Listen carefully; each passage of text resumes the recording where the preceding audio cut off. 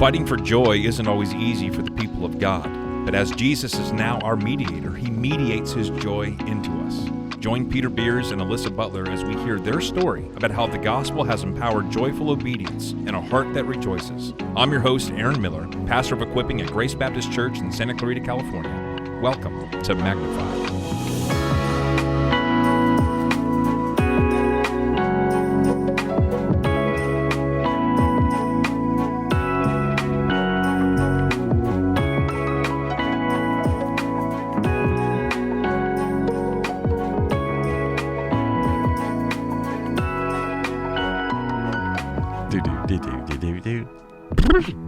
Is that what you do?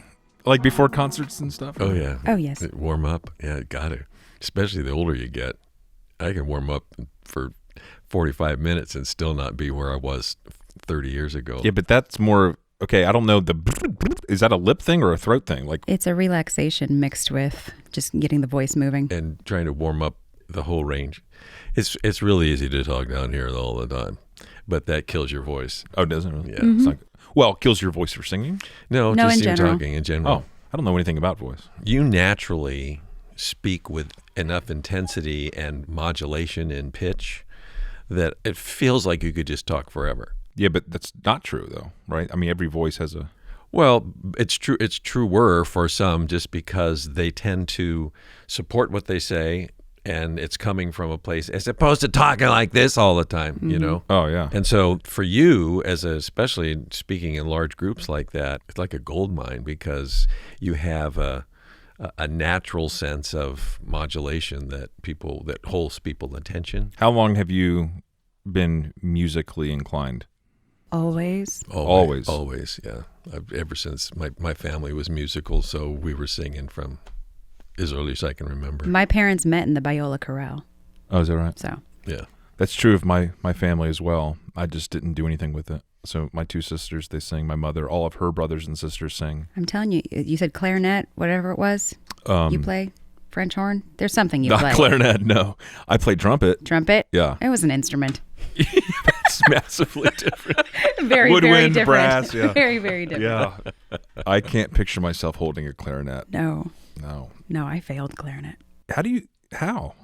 Like, You have to learn all the woodwinds in one semester and you fail one. but yeah, I guess it was a performance driven versus just utility. It's as a music education major. Okay, well, that's different. Because I'm thinking like, fifth grade clarinet. I'm like, you just learned the. No, that was exactly, I failed that. Oh, yeah. Oh, Yeah. Okay. In college. Like I talked to Ryan about this. I'm impressed by what musicians do, how they think, how they process. If we could see your brain all lit up, it would be like a glowing, sphere or whatever. But Yes. I wish I had it, but I don't. Vocalists, I think, have a little different approach than instrumentalists do. How so? I mean, how would Well, you instrumentalists just spend a lot of time on their own in a room practicing. A lot of vocalists don't necessarily do that. They should, but they don't. And a lot of them grow up in choirs. So where vocalists tend to grow up in kind of a relational atmosphere with a bunch of people, instrumentalists a lot of times will grow up in a much more, some of it in the band and orchestra kind of thing, but it really depends upon how the conductor tries to bring their lives together as opposed to just bring music together. How long have you known Elissa? Since you came here? You were born in what year? 85. Okay, so I knew her since she was 9. Wow. Same with the whole family then. Yeah, well, Kristen and Joel, since they were They came born, around a little later. They A came little later. Yeah, there's that little bit of a gap. There's that curve, yeah. Yeah. Well, thank you both for being here. Peter, you've been here before. Elissa, I know that a lot of people who listen to Magnify, I know that a lot of them know who you are, but there are those that don't. So I thought we'd do a little get to know you. All right. Yeah. I got married here at Grace to my husband, Mike. We've been married for 11 years. We have 2 little girls, Kate and Claire. They are now 7 and 8. And prior to that, I've just been at Grace my whole life. Mm-hmm. My dad, Jeff Beckwith, was a pastor here up until this last February when he retired. So I have grown up running through every hallway, rollerblading through every corridor possible as a child over at the other campus, on into this campus, and just watching this place physically be built and be a part of that as my dad oversaw all of that project and going on tractors and doing all of that. Was your wedding the first amphitheater wedding? No. No, but No. it was Okay. it was First one with lights and pavers. yes. There were some modifications made to got the it. amphitheater. What a coincidence. Yes, for the better.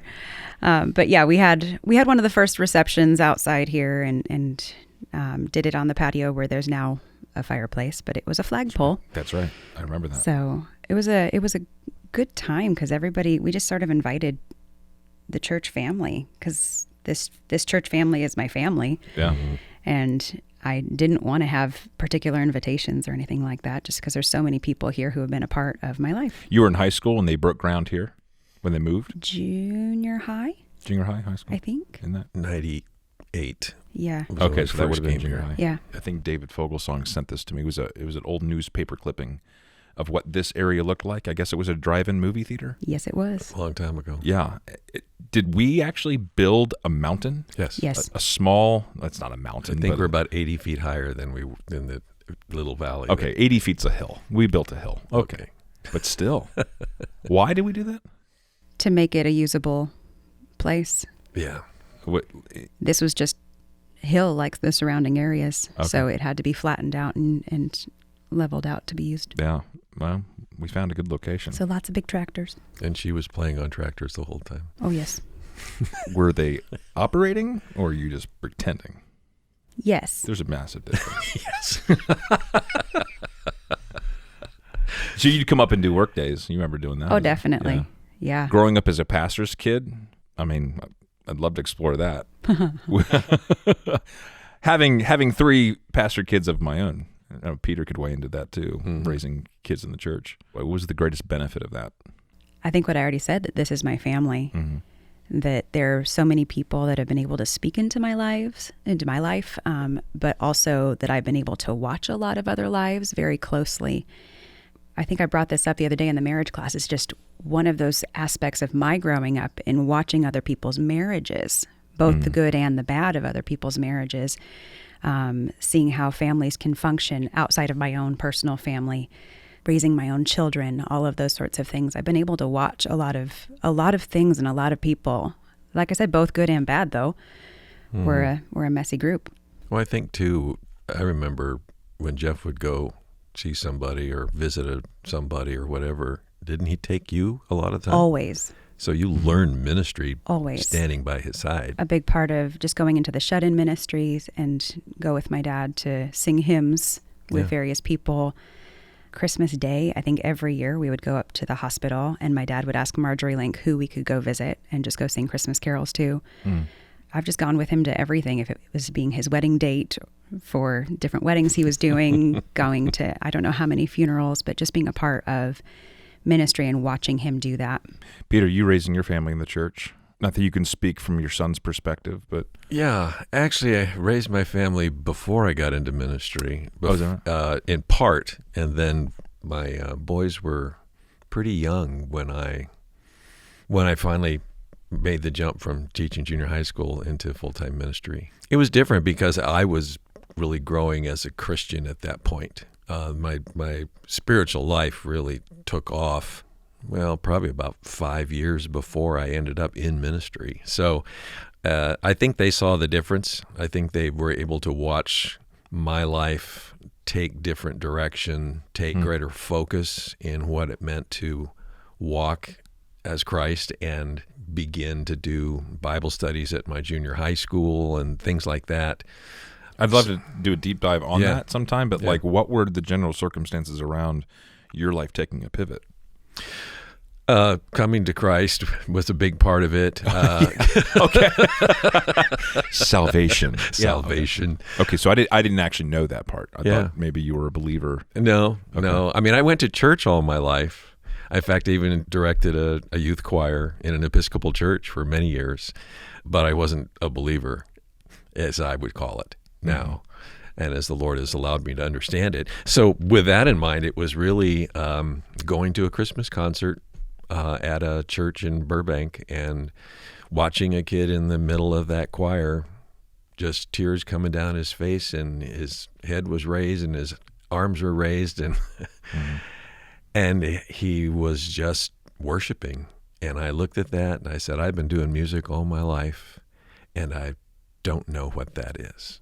I don't see that connection. And so I came back to that church with Robin the next week. The pastor called us by name. He had met us beforehand at the concert, and he remembered our names, and that just started the whole ball rolling for me. And it was that same pastor who years later said, I think God wants you in ministry.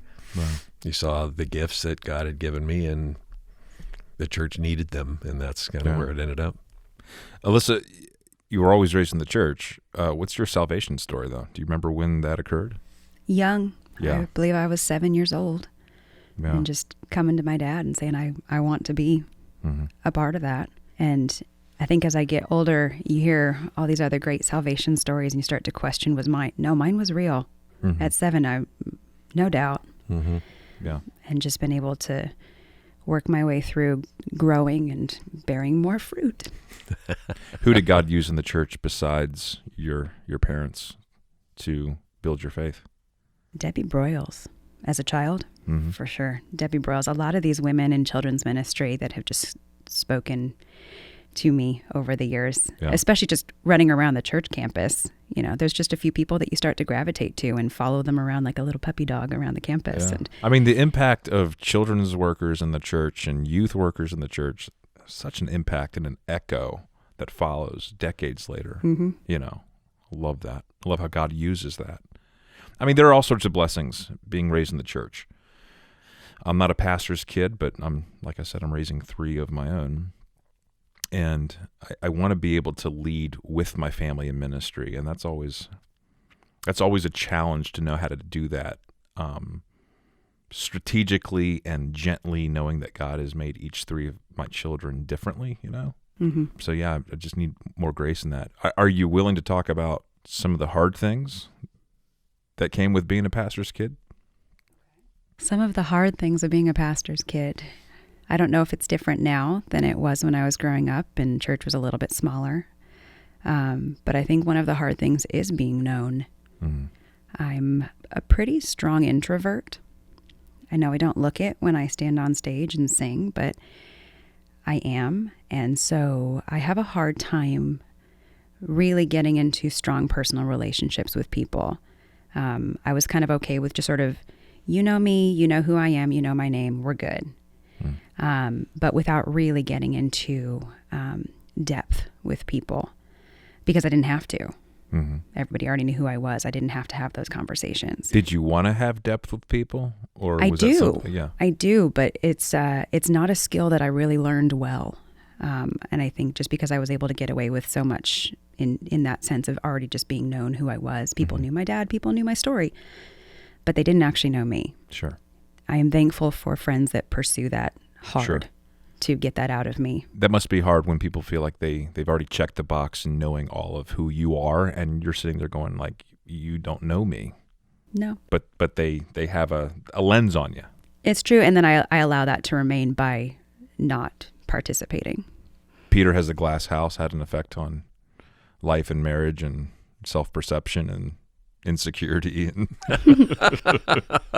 Insecurities for sure, because I've always been a people pleaser, so that'll kill you in ministry. But I think the greater part that I rejoice in is really what God did to bring not only Robin and me to a place of ministry that became life, not just something we did in addition to life, but our life.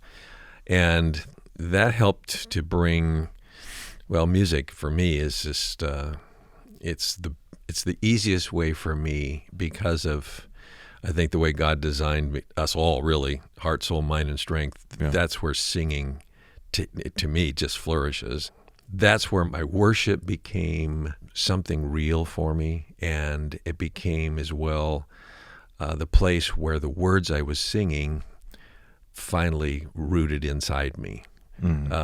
More than just Jesus loves me. Yes, I know, but there's so much truth that I needed to not only rehearse but just take in, and that's where being in ministry personally for me grew. But then at the same time, much like what Elissa said, this is my family. Yeah. And that has been both the greatest blessing and the greatest sadness. Yes. I have to imagine, and I want to talk to both of you about this, that you've been here long enough and you've been in the position, Peter, that you've been in long enough. You see a lot of change. Oh, yeah. And that's everything from seeing loved ones in Christ, brothers and sisters in Christ, going on to be with him, moving away, getting married, maybe getting divorced, the loss of a child. I mean, we could go on and on and on with all the changes. And what your role is in that space needs to be what it is, right? Not perfect, not sinless perfection, but in a sense, a fixed point, right? Talk about the challenges of that in the face of the changes that life throws in. Well, into I mean, ministry. the church is a body. It's a living thing. And I knew that coming into ministry, I didn't recognize that God would use more of the pastoral gift, more really than even musical talent. But being a part of a family, you expect people are going to die. It's never easy. And some that are really close, especially people that are in choir that I've spent years with, who pass away. It's hard. It's hard to even get through the service. But at the same time, seeing families dedicated, seeing babies born, seeing people married, and being a part of all of that just enriches the whole experience for me and makes it more of a family. You mentioned the word divorce. The sadder part is when part of that family wants to go and be a part of another family. Yeah. And that's the way it feels to me. And I haven't personally, obviously, experienced divorce, but it's what I think of. It's what I think of the hurt and what the pain and the scarring and all that goes with people who want to leave the family. Sure. For whatever reason they want to leave. And I don't own people. These are God's people. Right. But as a shepherd who perhaps at times gets a little closer to the sheep than maybe I should, it hurts. And I think it's really a hurt that stays with me. So the longer I've been here, I praise God for the ability to service people that way. But the pain of seeing people leave to go somewhere else, not move away, just to go to another church. Yeah, is probably one that never goes away. When you stepped into your role, did you fully understand how pastoral it was going to be? Absolutely not. Do you remember crossing that threshold of realization, like, oh no? Yes. What is this? It was a moment when I went to visit somebody in the church I had started in, who I had talked to a couple of times on the phone, just because I had been assigned the pastor of the week or whatever it was at that time. And I went to visit her in the hospital. And I had met her. I'd seen her at church many times. I went to visit her in a hospital. And I walked into a room where they were holding these people for some x-rays. And I didn't even recognize her because cancer had taken so much of her, vitality and life and stuff. And I walked right by her, and I was looking at other people, and all of a sudden she called out to me. Oh. And I went, oh. And I went over and we talked, and the whole time I was thinking, I have no idea what to do right now.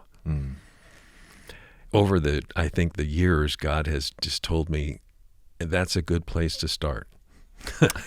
Helplessness. Helplessness. Yeah.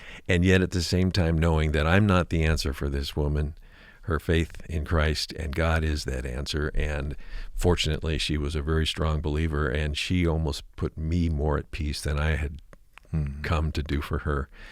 And I just figured this is the way the church works. It's not just pastor to congregant. It's congregant to pastor sometimes. And if I enter into it in every situation that way, I find God working far more powerfully than when I try to make something happen myself or think I can go in knowing what I'm supposed to do. Right.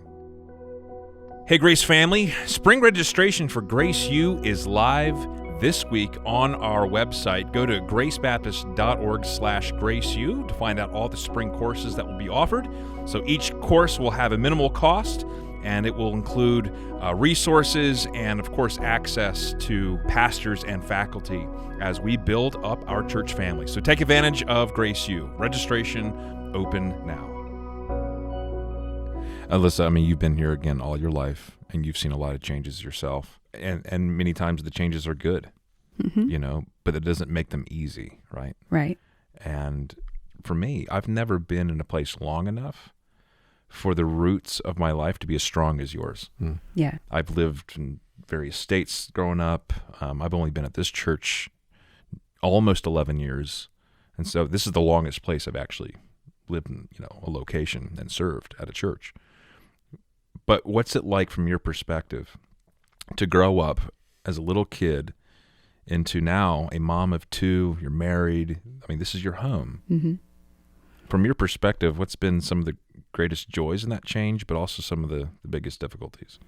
I think a big part of the change is me coming into adulthood and taking on a role as a member of the church that's different than when you're a child. It's not just gleaning things from other people anymore, but taking action in being that member of the congregation next to somebody else and being participant with that in having opinions about the church and being able to share those respectfully and rejoice in those great things that come out and to see when you really start to see parts of the church thrive, when you see ministries thrive, when you see people thrive, and even when you see pastors thrive. I think having that inside track on a pastor for my whole life is seeing times where my dad was thriving as an individual in his ministry, and times where things were really, really great. And then also see times where he just bore the weight of absolutely everybody that he was working with, and that heaviness as well. And that's a hard part of the church to walk through, is pastors have to bear burdens in a way that I'm not asked to do. That was hard to watch. But it did affect you. Oh, definitely. It did affect you. Definitely. Right? I mean, I know that there were times that my dad wishes he could be more present for the family, but he was unable to because of how much things were taxing him within ministry. And that's just a hard place to try and navigate for him, is how to manage family and home, which is a priority. But mix that with the fact that he is gifted with this leadership role at the church and what that means, and then how to love people well there. So seeing that, I think, helps me a little bit coming into adulthood and how I need to be looking at people well. I am a very critical person at heart, and so I naturally want to see something I don't like, and my first response is very negative. It's not to look for the good in that. It's not to look for the good motivation behind what was done that I didn't like or whatever.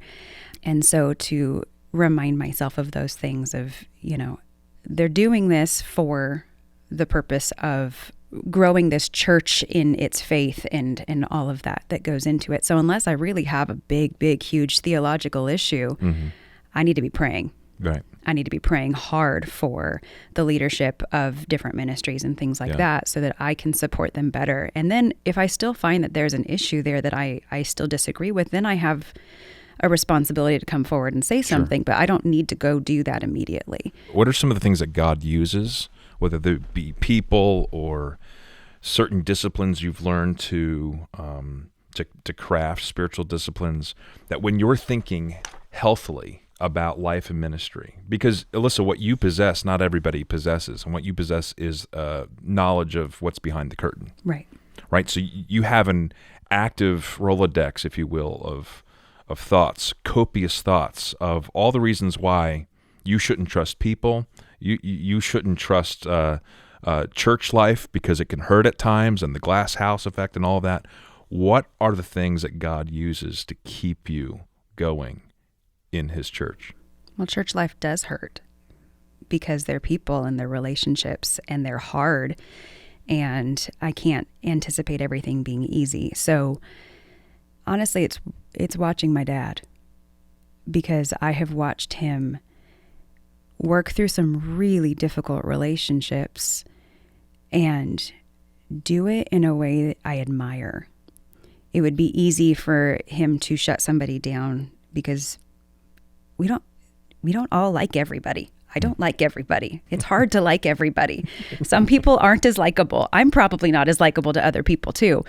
And so to watch him still love somebody and show that person respect, even through disagreement, even through watching them make sinful choices, whatever it is, if he's talking to somebody, he's gifted in that way. And I got an up close seat to that. And I would have to say that'd be my number one, is the amount of times I've come to my dad and go, here's all my words, blah, blah, blah, blah, blah. I can't this be this way or that way or that way? And he just goes, okay. And just I can sort totally of see Jeff. puts you back in your place and thinking, okay, maybe I need to think again, because my visceral response was critical again, and not thinking, not stopping, not slowing down and taking a beat and figuring out, how do I still move forward through this? Yeah. I'm not going to fix anything in a church or in a relationship by arguing about it, although I will try. Sure. But but the discipline of standing in truth and reminding yourself of who you are in God's sight and what your identity is. I mean, that's some of the stuff that God uses to keep us grounded. I mean, Peter, for all the years that you have led our congregation in musical worship, and there's all sorts of things that are personal and pastoral going on behind the scenes. What do you do, man? Do you just fake it till you make it? like what's your exercise? Yeah, what's your discipline of mind and of affection? You know, that is really an act of grace of God, because I really feel that when I walk out on the platform, my heart says, I'm here for you, Lord. And if I know I'm walking out there when there's something heavy on my heart because of other things, we start and there's only half the people who've shown up. Sure. You know? Sure. Yeah. Well, just come for the message. That's okay. There's so many things that could distract.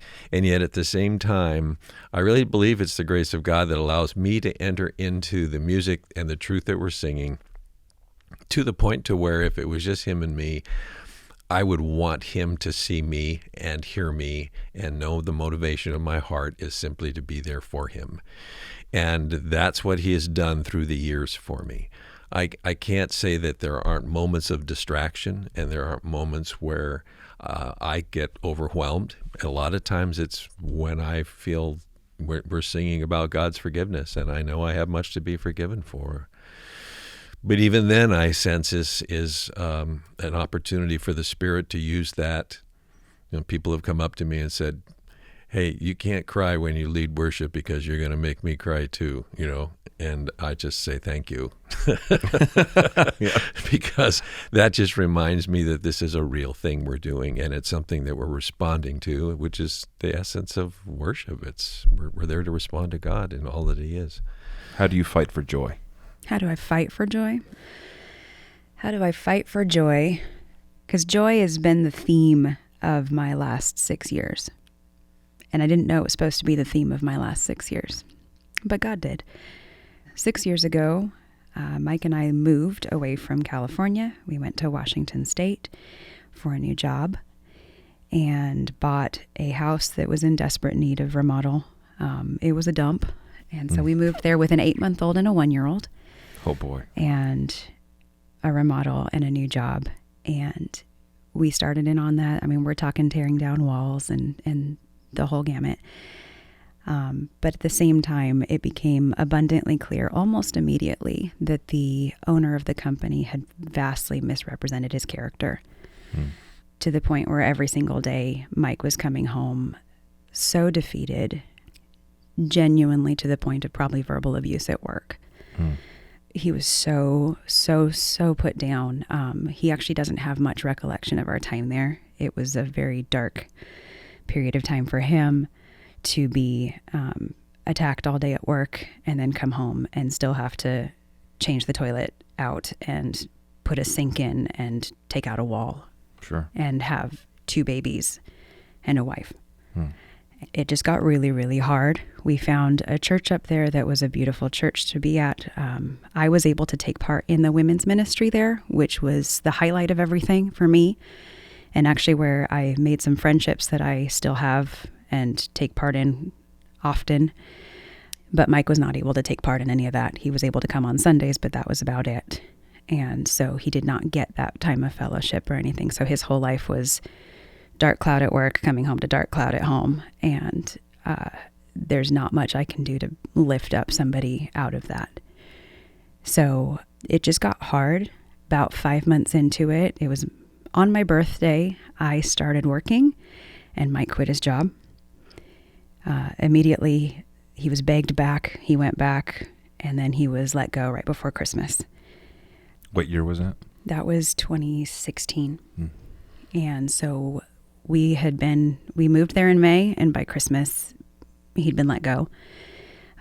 We finished up the remodel and everything else. And while I was a part of this women's ministry, there was one day where they asked us to put down a prayer request in the middle of the table, and each of us took one person's prayer request for the week.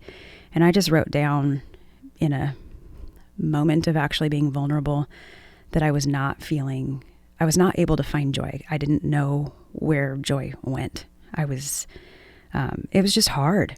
It's hard to see outside of the mom cloud in little baby land, and remodel and going back to work and trying to lift up a husband who is any work I put in on that is just being taken away by somebody else while he's at work. And the woman who picked up mine just walked straight over to me and wrapped me in the most massive hug and just immediately started praying for me. And the next week she came back and she had an ornament for me that said joy, a little bottle of essential oil that was labeled joy, and just her passion towards me in praying for me on what it is to find joy. I still didn't know what it was. I couldn't have defined what joy was. So after Mike lost his job, we finished remodeling our house and we rented it, and we moved south to Northern California and in with my dad's parents, where I became full-time caregiver to my grandfather and my grandmother, and then still had my children. And Mike found some work with one of my family members. And so then my day became caring for 4 different individuals. My grandfather had dementia, and now I've got a 1-year-old and a 2-year-old. And so there's just a lot of things going on during my day. So we went from probably Mike being in his darkest year to me being in my darkest year. We got to a point where I actually remember Michael asking me, "When's the last time were you able to take a shower?" And it seems like a silly question, but I couldn't answer it. I didn't have any space in my life for that because I was so busy. I was so overwhelmed and out of my depth. And I got to a point where the topic of joy came back. And I said, what on earth is this joy thing? And I sat down and I just opened up my Bible. I looked through the back and just started looking up every single place where it said joy or rejoicing. And you're going through the Psalms and it keeps commanding you to rejoice. I'm going, great. I'm supposed to, but I still don't know how, because I can't rejoice in this. I have nothing joyful. I landed in John 15, and that's the one that did it for me. And I've got it here, but this is where Jesus is talking about the vine and the branches. Jesus is the vine, and the Father is the vine dresser. And every branch in me that does not bear fruit, he takes away. And every branch that does bear fruit, he prunes, that it may bear more fruit. Now, I consider myself a gardener. I know what it means to prune a tree, and I prune them pretty hard. And specifically says here that he prunes that one that bears fruit so that it can bear more. And then he says, abide in me, and I in you. As the branch cannot bear fruit by itself unless it abides in the vine, neither can you unless you abide in me. He says abide so many times, and to me, abode, it's home, it's the place to be, it's the place to land, and there's a weight to that. And whoever abides in me and I in him, he it is that bears much fruit. So I am pruned to bear more fruit. And as I abide within Jesus Christ, I bear much fruit. And it can just back and forth, abide in me, my words abide in you, that you bear much fruit, prove to be my disciples. And as the Father has loved me, so have I loved you. Abide in my love. At the end of all of this, in verse 11, he says, these things I have spoken to you, these things that I will prune, I will make it better for you to bear fruit by pruning you. These things I have spoken to you, that my joy may be in you, and that your joy may be full. And that was the first time I realized that my joy was not mine. That my joy was his, and it only comes from abiding in him, as though he is the vine and I am the branch, and I cannot be separated from him. And that was the absolute first time that I really knew what joy was, because I wanted joy to be happiness, and it was not happy. And joy was knowing that that was the place that I was in, and being content that God was doing work in spite of everything else. Right. So I didn't have to be loving everything I was doing. I did not have to love the middle of the night changes from any person, adult or child. I didn't have to love any of that. But I had to serve the Lord, and through that I was serving my family.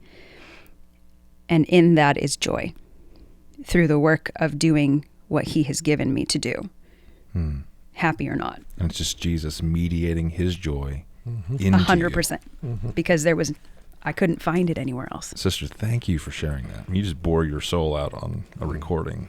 So you just had to preach that self again and again and again. Yeah. And it's the one I go back to again and again, because I still try and find joy in everything else. Yeah. And then when I get to the point where things are happy, Yeah. I forget about joy. Yeah. Well, Peter, you can identify with that, right? Pastorally, you've seen that play out in your personal life, but also ministry. I mean, I think again and again, it's almost that sense of, as Elissa said, when we recognize our weakness, that's when we can recognize God's strength. When we recognize our suffering, that's when we can recognize God's joy. That's just the way he works, and it's just that sense of irony that most of our learning comes from the hardest points of our life, But his obedience was perfected through suffering. Why would we think we're going to be any different? Not necessarily suffering the way he did, but the way God knows we need to suffer, so that one, we can actually find his strength and find his joy, and at the same time be reminded again and again how much we need to be connected to him. Yeah. That if the nearness of God is my good, then that's what I have to strive for, not strive to, in a sense, find it in myself to be able to, endure. It's finding in my weakness and in my need a God who is right there willing to take my hand and say, okay, let's go. Well, you both have encouraged me. I did not expect to be encouraged. I don't know. I didn't expect to be discouraged. But this has been a blessing, just sitting down talking to you both. I'm just kind of wanting to land the plane here. Mm-hmm. Any resources come to mind? If you don't, that's fine. But anything come to mind that we could encourage our people with that would direct them to a helpful place? I couldn't direct them any better than to the Psalms, only because I feel like it is the reality of where real life hits real faith, in the sense of we will always struggle in this world, and yet the psalmist continues to fall back into that hope that is only in God, no matter what. And the one, I guess, that comes to my mind more than any, one that I actually wrote down again here, just is Psalm 13, where the psalmist is saying, how long, O Lord? It's the very thing, the very cry of what Elissa was just saying. How long, O Lord, will you forget me forever? How long will you hide your face from me? It goes on and on and on in this very sense of being abandoned and lonely. And yet somehow he's able to turn and say, but I have trusted in your steadfast love. My heart shall rejoice in your salvation. Because you've got to come to the end of yourself before you can ever mine the depth of God's joy and God's strength in you. And that's what has sustained me in ministry. That's what sustains me in just my own walk with Him. Yes. No matter how twisted or how I stumble, I know that my stumbling is going to turn into, if I allow myself to just look toward God rather than self-pity, then I will find the very thing that He wanted me to find in it. And that's what I try to do to help people find that.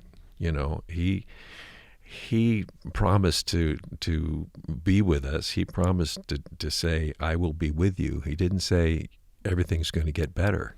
Right. He said, I will be with you. There's a huge difference in that. Yeah. It's very encouraging, brother. Thank you. Sure. Peter, Elissa, I've thoroughly enjoyed our conversation. Love you both. Thanks for being here. Brothers and sisters, thank you so much for streaming in. Hopefully you'll be able to join us next time for another episode of Magnify.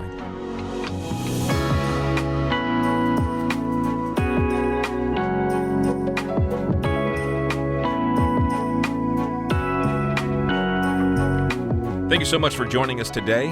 Make sure to subscribe to the Magnify podcast so you never miss an episode. All the resources we recommend can be found in the Grace Library, so please be sure to check that out. If you enjoyed this episode, share it with others. Post about it on social media, or leave a rating and review. Thanks so much for streaming.